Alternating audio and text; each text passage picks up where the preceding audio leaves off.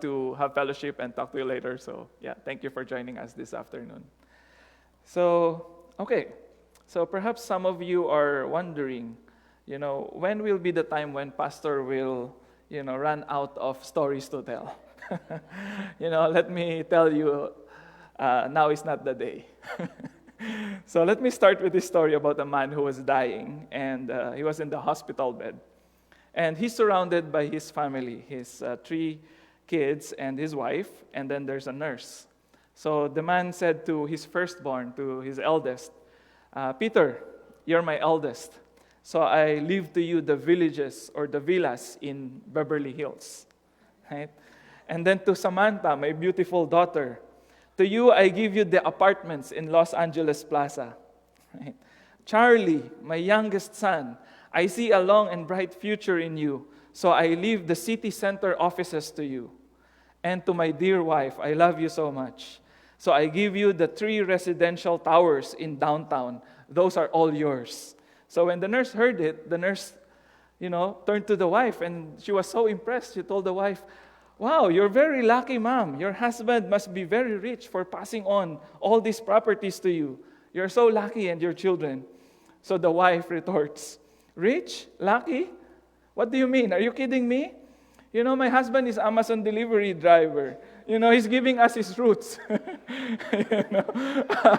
No offense to to those who deliver packages, right? But, but there are times when we wish we have lots of properties, How we wish we own a lot of, especially now, we are going through, this season in our life when we are looking for a home.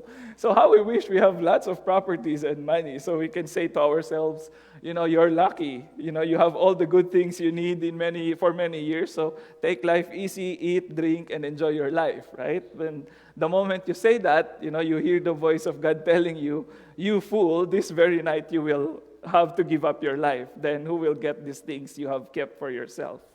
So, our topic for this afternoon is praise God from whom all blessings flow.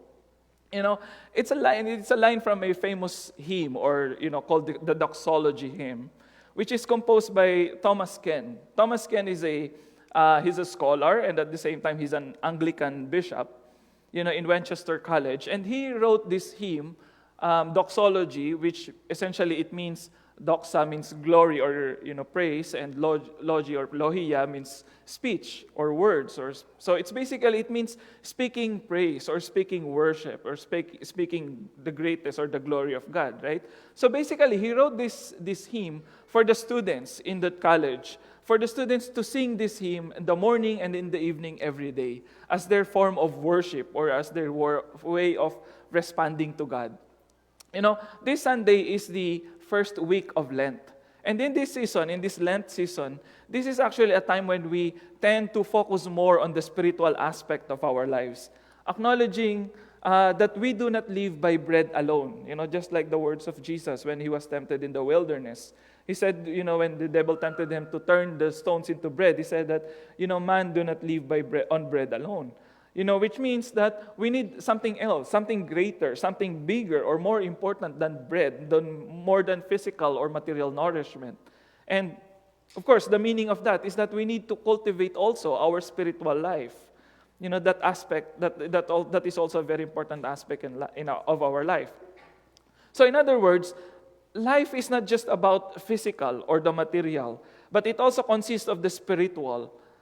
So therefore, it is also our responsibility as human beings, as people, to cultivate, to nourish that side of our life. And for us as Christians, we derive this idea of experiencing God's blessings to us in spiritual terms. Unlike for some people who do not have religion or do not believe in God, they attribute blessings or prosperity in terms of their work or, success in their life in terms of the size of house or car or the amount of money that they have, right? Which is very materialistic, very, it's focused more on the material and the physical. But for us as Christians and for us who believe in God, we attribute the blessings as somehow connected to our relationship with the God who owns everything, who is the source of all the blessings that we experience.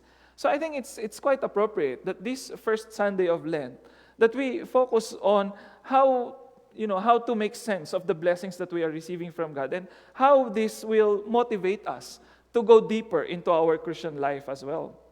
So let's open our Bibles in Deuteronomy chapter 26, which is also part of the liturgical reading for this Sunday. So instead of reading the gospel, I think it's also good for us to reflect on these words from Deuteronomy chapter 26. So it says here, "When you have come into the land that the Lord your God is giving you as an inheritance to possess, and you possess it and settle in it, you shall take some of the first of all the fruit of the ground which you harvest from the land that the Lord your God is giving you. And you shall put in a basket and go to the place that the Lord your God will choose as a dwelling for his name. You shall go to the priest who is in office at the time and say to him, 'Today I declare to the Lord your God that I have come into the land that the Lord swore to our ancestors to give us.'" Verse 4, "When the priest takes the basket from your hand and sets it down before the altar of the Lord your God, you shall make this response before the Lord your God. 'A wandering Aramean was my ancestor. He went down into Egypt and lived there as an alien. Few in number, and there he became a great nation, mighty and populous. When the Egyptians treated us harshly and afflicted us by imposing hard labor on us, we cried to the Lord, the God of our ancestors. The Lord heard our voice and saw our affliction, our toil and our oppression. The Lord brought us out of Egypt with a mighty hand and an outstretched arm, with a terrifying display of power and with signs and wonders. And he brought us into this place and gave us this land, a land flowing with milk and honey. So now I bring the first of the fruit of the ground that you, O Lord, have given me. You shall set it down before the Lord your God and bow down before the Lord your God. Then you, together with the Levites and the aliens who reside among you, shall celebrate with all the bounty that the Lord your God has given to you and to your house." So based on this elaborate ritual, basically what we are reading is an instruction for the Israelite people. So they were already in the wilderness, and after 40 years, they are now ready to enter the land that was promised to them. And for them, during that time, it was the land of Canaan, right?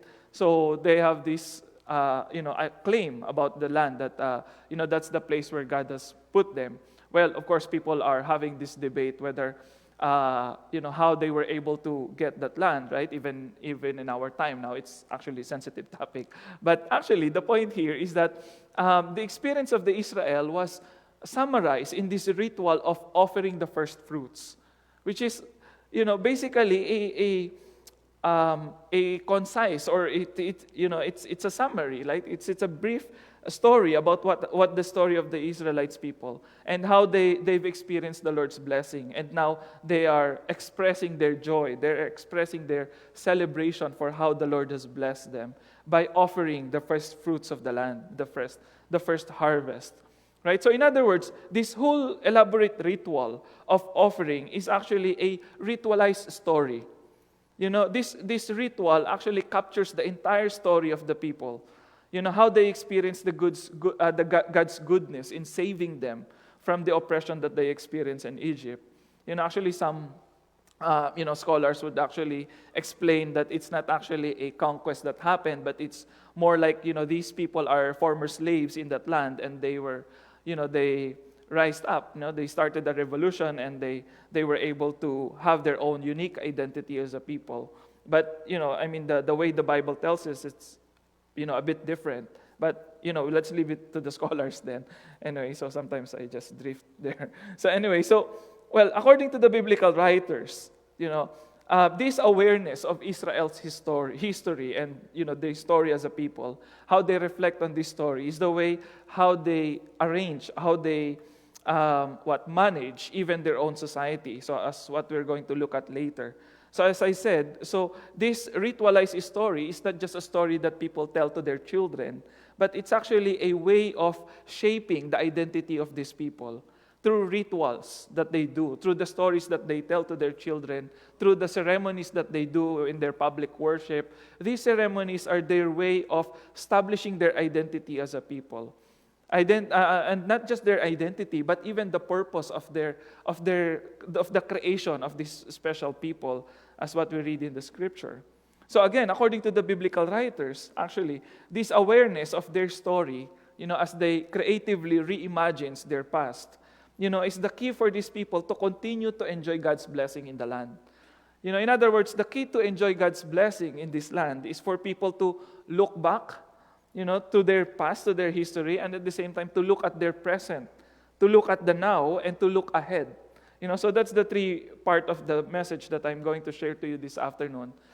The look back, as the Israelites recall their past history, how they experience God as their Savior, and the look now, which is reflecting on the present provision that they are enjoying, and the look ahead, reflecting on the promise that they receive and the corresponding obligation. What is their responsibility as a people after they have received the blessing from God? So let's go back to Deuteronomy chapter 26, and you will notice how Deuteronomy chapter 26, starting with verse 4, starts with this statement: "My father was a wandering Aramean, and he went down into Egypt, right, with a few people and lived there and became a great nation, powerful and numerous." It's an expression of the story that we already know. How these people experienced salvation and deliverance from oppression when they were oppressed by Egypt. And notice that how this, the same expression is also repeated even in our time. Whenever people or, we are in election period, right? So sometimes when I'm watching TV, so sometimes the candidates will say, "My grandfather was a migrant who came to this land. My ancestors or my parents were, people from Asia, and they rode a boat and they came to Canada." Is that possible? So, but it's a way of, people to say that this is where we came from. This is our roots. And now we are here in this position, and we would like to show you, what happened to us, that we succeeded, we became successful in everything, we grow in this land, and it somehow resonates with the story of many migrant people, even in our time. We used to be wandering people. We used to wander around in the desert, not having a home, not having a stable source of income. We are poor, etc. So whenever the Israelites would offer their gifts to the temple, they will look back at what happened to them in the past in Egypt. How they were oppressed, how they were living in poverty. But unfortunately, of course, sometimes you read in the Bible that sometimes there's also this ambiguity in the feeling of the Israelites people, of the Israelite as a people. When they came to the promised land, they realized that the land is difficult, that they have to work hard, etc. Parang ganun din yung experience ng iba sa atin, no? Yeah, we are excited to go to Canada, and then, we have our plans and dreams and our imaginations, and then you get hit with a snowstorm, and then sabi mo, lamig pala dito, ayoko na, uwi na ako. Di ba? So, sometimes it happens, it happens to people. And it happened too in the life of the Israelite people. When they were already in that land, they experienced all the challenges, that they realized that the promised land is not actually a literal land flowing with milk and honey, but it's actually, in order for the land to produce milk and honey, you have to work hard. You have to deal with the other strangers living in the land. So by telling this story time and time again, the people are being reminded, what kind of people you were before. It's a way of demonstrating or reflecting what were their hopes and aspirations and how the Lord was able to fulfill that.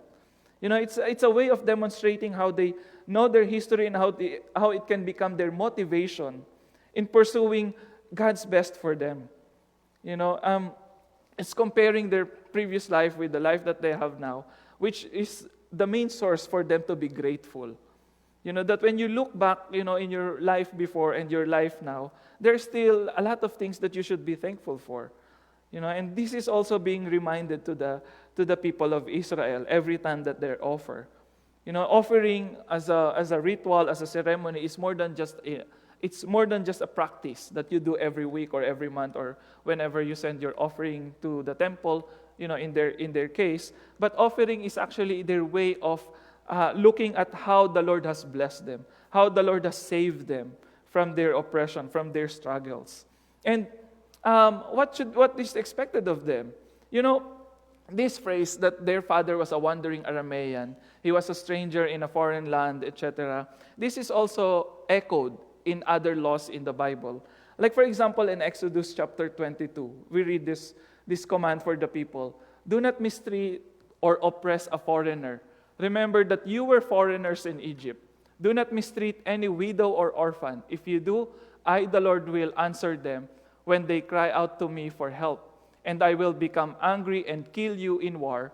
You know, your wives will become widows, and your children will be fatherless. If you lend money to any of my people who are poor, do not act like moneylenders and require him to pay interest. If you take someone's cloak as a pledge that he will pay you, you must give it back to him before the sun sets, because it is the only covering he has to keep him warm. What else can he sleep in? When he cries out to me for help, I will answer him because I am merciful. So here's the thing. Israel, when they offer and they look back and they experience the Lord's salvation, they are thankful, they are grateful. Now the Lord is telling them, remember how you were once before, like that. You know, you were foreigners in Egypt, you were oppressed. Therefore, you should not oppress others. You know, you should treat foreigners kindly, and even the poor, the orphans, and the widow. This is now the responsibility. And look at the foundation of this command. Because I am merciful. Because God is a merciful God. He wants His people to be merciful like Him. You know, this is a different kind of instruction coming from God. Because in the ancient times, gods are so selfish. Gods are so full of themselves. They don't care about other people. They only care about themselves. But here, for the God of the Israelites, in the Bible, so we see a God who is merciful, and He's telling His people, because you have experienced goodness from me, you should also demonstrate the same goodness to the others, especially to the poor and the strangers. Look at Exodus chapter 23, verse 9. Do not mistreat a foreigner. You know how it feels to be a foreigner because you were foreigners in Egypt. As they look back to their past, they are reminded that there are also other people who might be experiencing the same struggles that you've had. So therefore, you should not mistreat them. Do not repeat the same cruelty that you have experienced. Sometimes it's a tendency for people. We are victims of our past struggles and traumas. You've heard the expression, hurt people hurt people. People who grew up in a violent kind of environment tends to become violent themselves when they grow up. And here, it seems like the Bible is giving a solution to this problem of being cruel and violent towards the strangers and the poor. You've experienced it, therefore you should not repeat the same mistake. You should not repeat the same cycle of doing violence and injustice to the poor. And this is in the Bible. It is being taught in the Bible. So sometimes we just look at the Bible and we think that the Bible teaches about immorality or vices and everything. But the Bible, it has a lot of commandments on how to take care of the weak and the poor as well. And this is also, I think, things that we also need to reflect on. I mean, given the kind of circumstances that we are now, when the world is full of people who tend to oppress others, who tends to, when they look at the weak and the poor, they always think of ways how to take advantage of them. That's why sometimes in the world when I was, sometimes I'm thinking, the doctors, the lawyers, all these people, we know that these people are professional, right? So I don't want to offend anyone here. But if you work as a lawyer, as a doctor, the impression people have on you is that you're rich. But these people, how do they become rich? These people become rich when people are sick. Lawyers become rich because people have conflicts.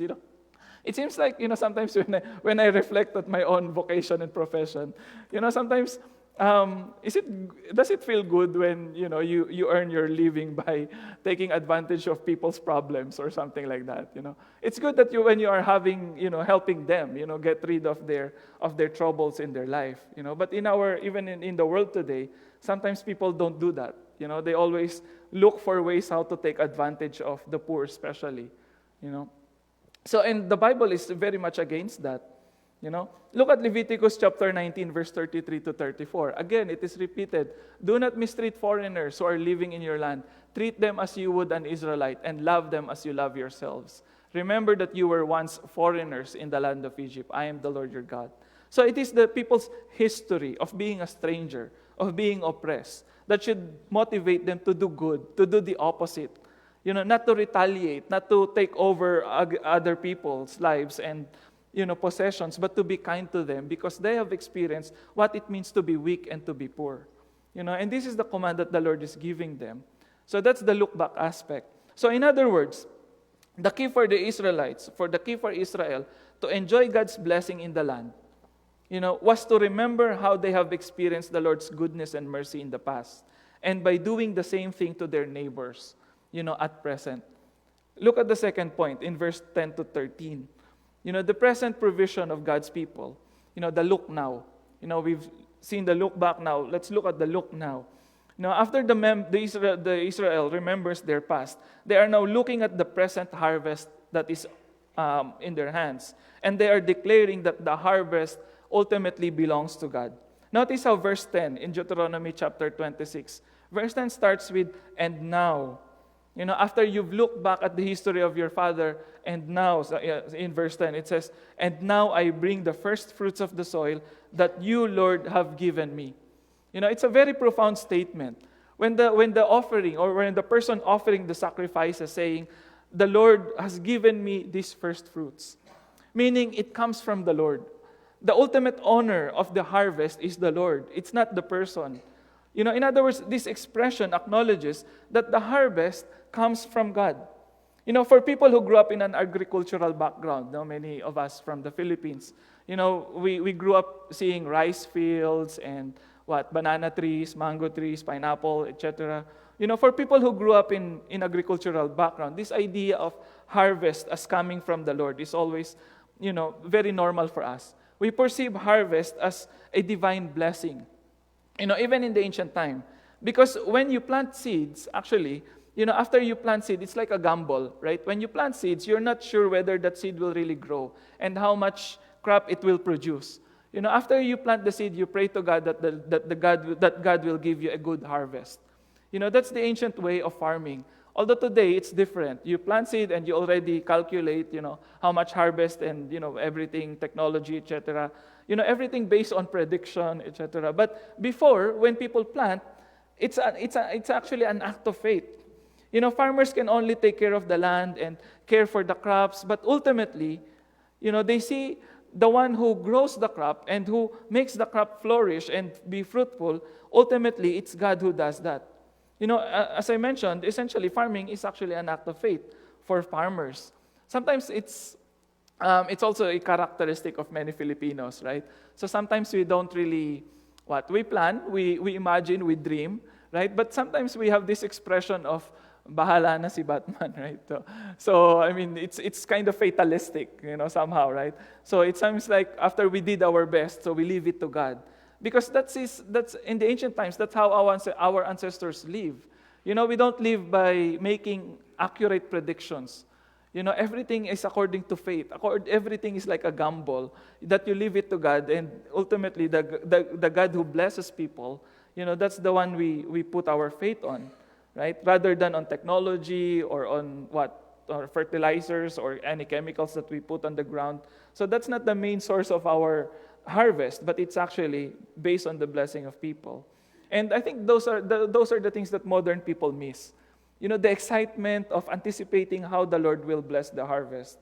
But for us, sometimes people cannot understand how Filipinos think, right? So sometimes it seems for people that we don't plan or we just live at the present. But actually, I think it's the influence of our being traditional people that, we put everything to God by faith, and we expect and we hope for His blessings. So, giving tithes here, as I mentioned, so basically, according to this tradition, according to this ceremony, the ultimate owner of the crop is God. Therefore, how I'm going to use my harvest highly depends on how God wants me to use this, because He's the ultimate owner of these things that I have right now in my hand, right? So giving tithes and offering according to this practice is like offering a tribute to a king, or a chief. And the way he will use the crops or the grains will depend on how he intends it to be used for the people. Like for example, in the story of Joseph in Genesis chapter 41, so we know that about, what happened in Egypt when Joseph was there. So there was 7 years abundance and then 7 years famine. And then he made this suggestion that during the time of abundance, that the king should collect grain from all the people. I think it's a fifth or 20% of the harvest, and then they will save it, and then they will distribute it to people. And then he fulfilled that, and because of that, Joseph was able to save a lot of people because of this practice of taking a portion of the harvest and saving it, and in order to distribute it to the people. So this practice of tithing, actually, although it was mentioned in Exodus or in Deuteronomy, has been practiced even before the law was given, as exemplified by Joseph in Genesis chapter 41. So the idea of giving tithes is actually you are giving to the king, and then the king will distribute it to the people in order to provide for the needs of the people. The same principle is being applied here. That when people offer, when they harvest, and they acknowledge that God is the ultimate owner of their harvest, and it should be spent according to God's will, it's an act of trust. By giving a portion of their harvest to God, Israel is declaring that it is God who really owns the land. But God, being a good king, he's not taking all the grain for himself, but he's actually distributing it to the needy. Look at Deuteronomy chapter 26, verse 12 to 15. The tithes and offerings are meant to be shared to the Levites, to the orphans, to the poor. Basically, these are the people who don't own land in Israel at the time. Because they were foreigners in that land, they don't have any property. The Levites, they are poor. They're considered to be poor because they serve in the temple, so they don't have portion of the land. So they will rely more now on the generosity of the people. And verse 15, it says that the land was given by God. So it is always repeated, right? So for Israel, in other words, to enjoy God's blessing for Israel is to recognize that God is the ultimate owner of everything. Therefore, the blessing should be used in accordance to His commands and purpose to feed the hungry and care for the poor. So that's I think that's the main point here. When Israel looks at their present, when they look at the now and they look at their harvest, so the thing that should come to their mind is that all these things belongs ultimately to God, and it should be used as God intended to be used. This is quite opposite of the mindset of the world today, because the mindset of the world today is everything belongs to me. This story about this child or this girl who was given $1 by her parents, and the mother said, "This $1 belongs to you, and this $1 belongs to God. You should put it in the offering." And while the girl was walking to church, she accidentally dropped $1 because she was playing with it, and she dropped it, and it went to the river, right? So and then the girl said, "Oops, sorry God, there goes your dollar." I think that's the way, or our instincts work, right? So it when something is meant to be sacrificed, we always think that it's for God, or when something is lost or something, and we always want to keep that dollar for ourselves, right? That's the natural instinct. But here, what the Bible is telling us is that we don't own anything. It ultimately belongs to God, and He's just requiring us to give just a portion of that, so that He can use it to bless others. The Bible teaches that people to be generous because the God that they worship is generous. But on the other hand, the world teaches us to be selfish because we worship ourselves. Ourselves is the God now that deserves everything, which is again the opposite of what the Bible teaches. So, third point, the look ahead. I think there's a summary of the second point there.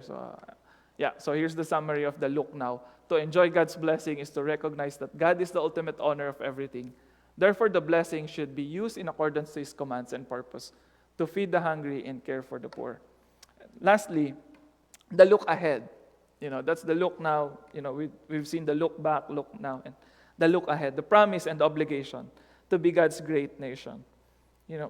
So we know that there's a promise, right? That these people, when they follow God, God will bless them and will make them great. But that being great has an obligation for them. It has a corresponding responsibility on the part of these people.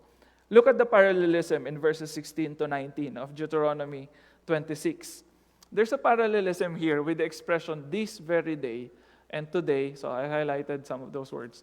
So you see in verse 16, this very day the Lord your God is commanding you to observe these statutes and ordinances. So observe them diligently with all your heart and with all your soul. And then 17, today you have obtained the Lord's agreement, which is basically the covenant, to be your God and for you to walk in His ways, to keep His statutes and commandments and His ordinances and to obey Him. And then verse 18, again, today the Lord has obtained your agreement to be His treasured people as He promised you and keep His commandments. It's like they're going through a formal contract, right? And God is emphasizing, today you are receiving all these promises. You are receiving all these benefits and blessing. So for Him to set you high above all the nations. So this is the promise in verse 19. That today and then He will, to set you high above, the future tense, that He has made in praise and in fame and in honor for you to be people holy to the Lord your God as He promised. Right? So that today and the future, the look forward. So today God is blessing you so that in the future you can hope for a better future for you and your family and for you as a nation. So covenant faithfulness. So what is the requirement for this future blessing that they anticipate? So it's not just futuristic, what we see here. But again, the emphasis is today, to this very day. So in other words, their future is very much connected with how they live their lives at present. Their future is determined by their faithfulness to this agreement, by their faithfulness to God's covenant, to God's commandment for them. So in other words, covenant faithfulness is actually a requirement for future blessing. And for them to be a great nation, they have to obey everything that the Lord has commanded them. Now, here's the question. Was Israel as a people faithful to the covenant? So when you read the prophets, what happened to the nation of Israel after this covenant was given to them? So it was failure upon failure. So until we meet Jesus Christ. So Jesus Christ is the one who was faithful to the Father. He was the one who was able to fulfill all the mandates and the commandments of the law. Therefore, He became the actual firstborn for God's people, and those who believe in Him will receive blessing to be a great nation. Look at the New Testament writers, such as 1 Peter chapter 2. In the New Testament, this is what you read in 1 Peter. Come to Him a living stone, talking about Jesus Christ, though rejected by mortals, yet chosen and precious in God's sight. And like living stones, let yourselves be built into a spiritual house, to be a holy priesthood, to offer spiritual sacrifices acceptable to God through Jesus Christ. So the same principle of going into the temple, offering to God, so it's now being applied, being appropriated to Jesus Christ and His followers. The temple now is not the physical building, but it's actually the people who believes in Jesus Christ. But you are a chosen race, a royal priesthood, a holy nation, God's own people, in order that you may proclaim the mighty acts of Him who called you out of darkness into His marvelous light. Once you were not a people, but now you are God's people. Once you had not received mercy, but now you have received mercy. So the point here that Peter was making in his letter is that the promise for Israel in the Old Testament, for them to become a great nation, is now being fulfilled in the life of the church as the new Israel of God through Jesus Christ. Because as I said, this promise and obligation that was given to the people of Israel, unfortunately, they were not able to accomplish that. And that's what we read in the prophets. It was only accomplished through Jesus Christ. And those who follow Jesus Christ are now the new nation, the new people of God. Look at Acts chapter 2, how the church embodies this promise. In verse 43, after the disciples preach about the resurrection, awe came upon everyone because many wonders and signs were being done by the apostles. Again, the words many signs and wonders. It brings back to the signs and wonders that was done in the Exodus story, right? So all who believed were together and had all things in common. They would sell their possessions and goods and distribute the proceeds to all as any had need. Day by day, as they spent much time together in the temple, they broke bread at home and ate their food with glad and generous hearts, praising God and having the goodwill of all the people. And day by day, the Lord added to their number those who were being saved. So the blessing to become a great nation is now being appropriated to the church. As day by day, people are being added to this community. As day by day, people learn how to be generous to one another. As they gather in the temple, they don't just do Bible study or read the word, but they apply it in their lives. So Christian life or the church life as a community, we are here. We should be reflecting, what it means to be a nation of God. To be a people who expresses God's generosity to others. And this was also repeated in chapter 4, verse 32 to 35. The group of believers was one in mind and heart. None of them said that any of their belongings were their own, but they all shared with one another everything they had. With great power, the apostles gave witnesses to the resurrection of the Lord Jesus, and God poured rich blessings on them. There was no one in the group who was in need. Those who owned fields or houses would sell them, bring the money, the money received from the sale, and turn it over to the apostles, and the money was distributed according to the needs of the people. This is basically the fulfillment of that story that we read in Deuteronomy chapter 26, being realized, being true, and being embodied by the church, by the followers of Jesus. That through this act of generosity, the church grew, and they developed this favor from people and from God, and they became a great movement that changed the world. So to enjoy God's blessing, to summarize this third point, to enjoy God's blessing is to be faithful to the covenant, to be faithful to God's word, and having our hope in Jesus as the fulfillment of God's promises. That we, we don't practice the same way the old tradition of bringing grains or palay or whatever, right? But the principle of being generous as a form of obedience to God's promises and to God's command in the Bible, it is being embodied in the church today. I think in the Filipino tradition, we call it the bayanihan spirit, when everything shares their belongings, they share their resources and help one another, right? So as we end this reflection, and as I mentioned, this is the first Sunday of Lent.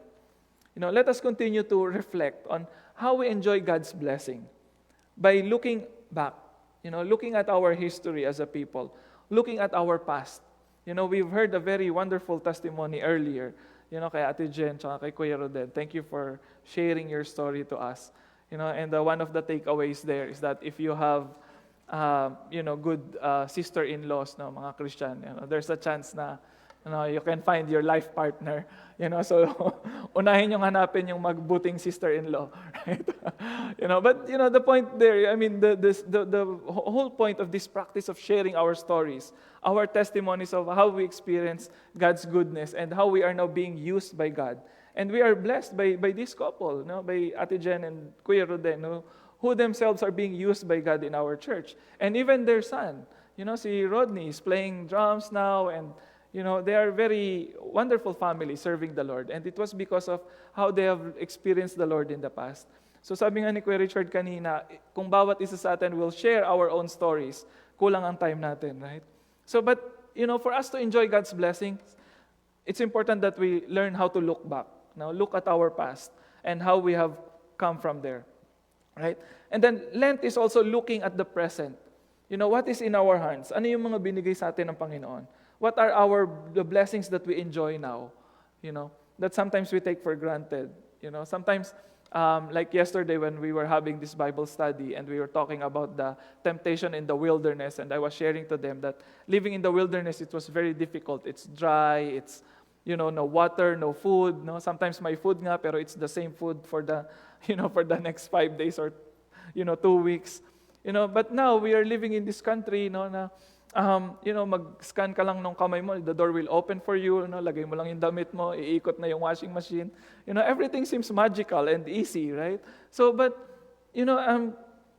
these are the things that sometimes we take for granted, but this is actually a blessing for other people who are not having the same kind of privileges. And what are we doing with all these blessings that God has given us? So let us not be like some of the people in the ancient times, when they only think about themselves rather than to share the blessing. Do you also have the generous heart to share the Lord's blessing?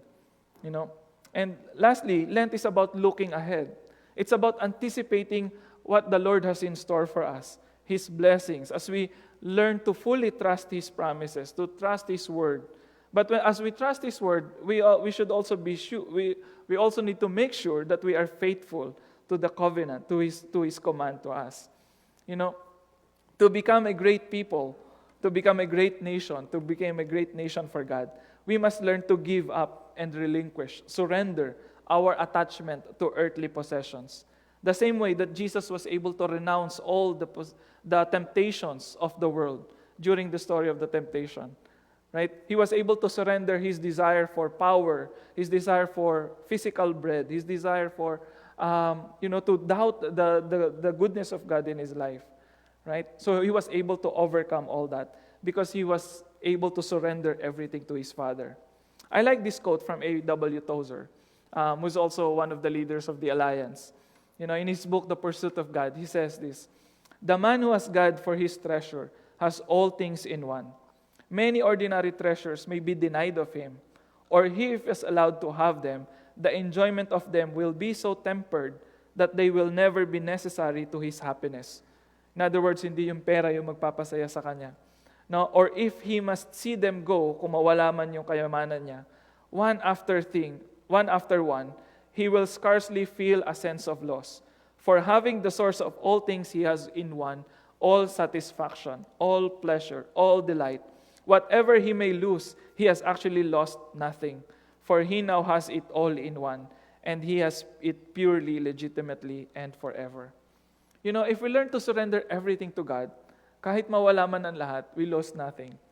Because ultimately, everything belongs to God. Therefore, we have peace, we have security. You know, we know that because we know that ultimately everything belongs to God.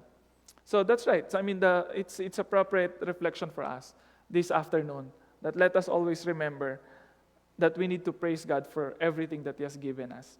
So as I end this reflection, may I invite the worship team to please come forward and lead us in singing the doxology. And as we sing this doxology, let us sing this prayerfully and making this as our own prayer, that ultimately all blessings comes from the Father. Shall we all rise? After the doxology, our closing song.